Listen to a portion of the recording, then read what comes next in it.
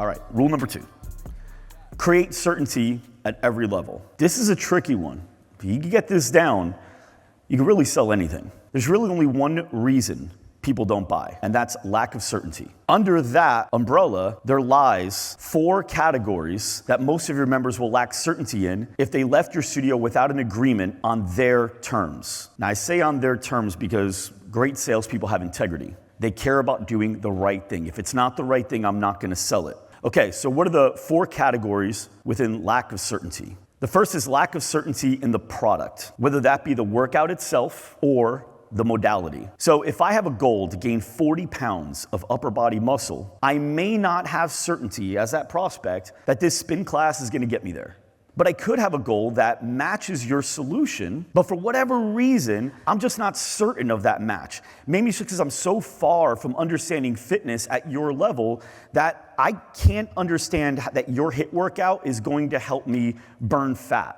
And the reason is because maybe my lack of knowledge has me believing that using weights creates bulk, and if I want to lose fat, then I really should be doing cardio. And you guys, as salespeople, the people that were really demonstrating what you do, just didn't do a good enough job teaching me how HIIT actually helps me burn body fat. That's an example of somebody that is a good match, but they don't know how good of a match they are because that wasn't done well in that sales process. So I have lack of certainty in the product. The second is lack of certainty in the company. So maybe I've heard that hot yoga is a perfect solution to my problem. I just don't believe in the way that your company does it. Maybe I thought it was too hot when I went to take your class. Or maybe I thought that the length of class just didn't seem long enough to get the job done.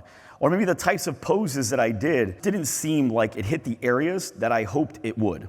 Whatever the reason, it's your job to get me certain that the temperature that you chose was perfectly chosen, as well as the length of class and the poses. These were all perfectly chosen for maximum efficiency and maximum outcome. The third is a lack of certainty in the salesperson. Maybe I just don't believe that you, the salesperson, know what you're talking about. And the recommendation that you're giving me is really just like a stock recommendation that I feel you're giving everybody. Well, that's not gonna help create certainty in you, right? They feel like you're just a robot and you're just a stat going through, okay? Maybe I just didn't feel like you cared about me.